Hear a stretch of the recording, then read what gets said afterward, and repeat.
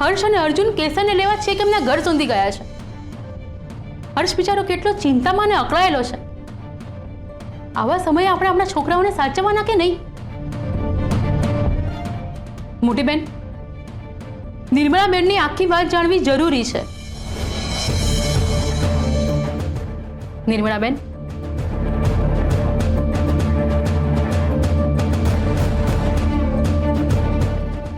નિર્મળા બેન, હું તમને હાથ જોડીને વિનંતી કરું છું, તે પણ સાચે સાચું હોય એ કહી દો. તમારું ઘર બંધ છે તો તમે ક્યાં હતા અને વિક્રમસિંહજી ક્યાં છે? મારી કેસર સાથે ઘણા દિવસથી કોઈ વાત નથી થઈ. કેસરના પપ્પા મારો ફોન રિપેરિંગમાં લઈ ગયેલા. મને કેસરની સખત ચિંતા થતી હતી.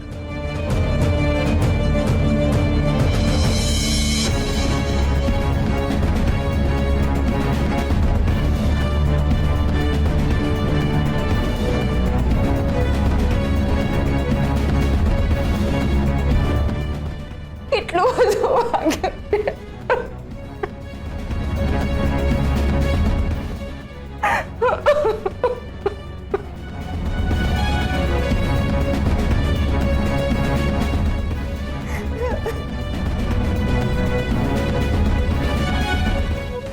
વિક્રમસિંહ ઉપર તો પત્ની ઉપર હાથ ઉપાડવાનો કેસ પણ થઈ શકે છે. પતિ પોતાની પત્ની ઉપર હાથ ઉપાડે એને ડોમેસ્ટિક વાયલન્સ કહેવાય. રાઈટ ને બા?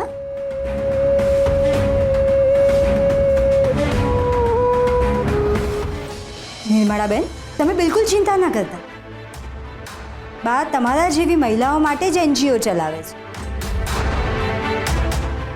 હવે જો નિર્મળાબેન વિક્રમસિંહ વિરુદ્ધ વાયલન્સ કરવાની કમ્પ્લેન પોલીસમાં કરશે તો બા તમે સપોર્ટ કરશો ને?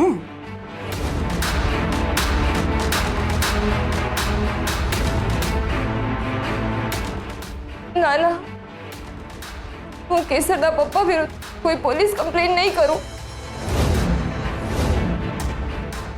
મને બસ કેસરને શોધવામાં મદદ કરો.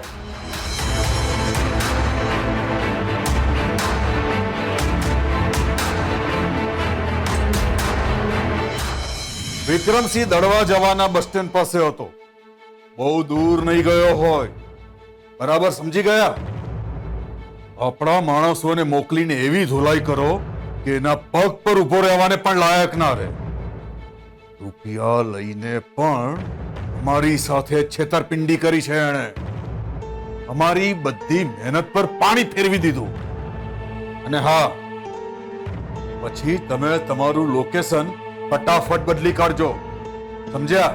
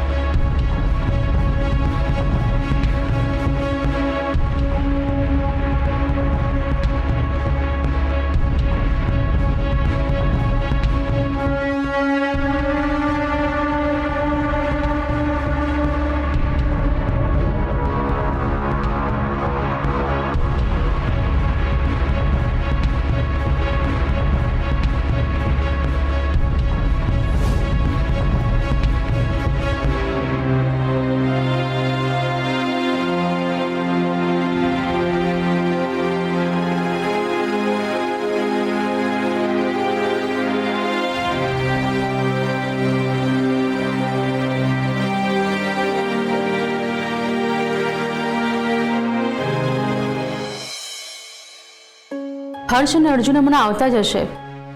પછી વિચારીએ કે આપણે શું કરવું છે. કરવાનું શું હોય? તમારા કહેવાથી બેબી એમને અહીં અંદર આવવા દીધા, એમને બેસવા દીધા. બાકી આવા ધૂતારાઓને તો અડધી રાતે ઘરની બહાર કાઢી મૂકવા જોઈએ. જે માણસ પોતાની પત્નીને લોહી લુહાણ કરે છે, દીકરીને સંતાડી દે છે, એ માણસ શું ના કરી શકે?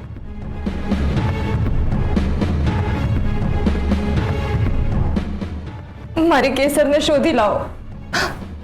મમ્મી આ શું કરો છો તમે? ઊભા થો. મારી મદદ કરો. મારી કેસરને શોધી લાવો. એ ક્યાંથી શોધી આપે? કેસરને એના બાપાએ સંતાડી છે. સૌથી પહેલા વિક્રમસિંહને શોધો. બા પ્લીઝ તમે અત્યારે શાંત થાઓ. મારા માટે આખી હકીકત જાણવીને બહુ જ જરૂરી છે, પછી જ હું કંઈક પગલાં લઈ શકીશ. મમ્મી બેસ. મમ્મી મને એમ કહો કે તમે આટલા દિવસથી કેસરને કેમ કોઈ કોન્ટેક્ટ નથી કરી શક્યા? કેસરના પપ્પાએ મારો ફોન રિપેરિંગમાં આપવાનો છે કહીને કેટલાય દિવસથી લઈ લીધો છે. મેં કેટલાય દિવસથી કેસરની સાથે કઈ વાત જ નથી કરી.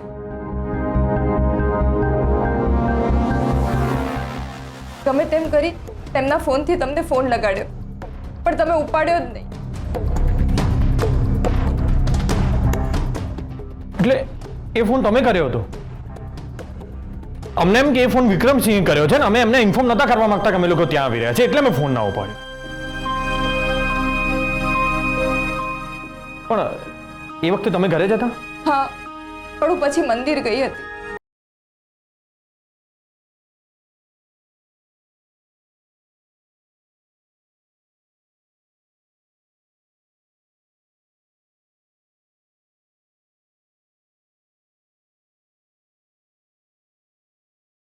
વિક્રમસિંહ આપણને બધાને અંધારામાં રાખ્યા છે.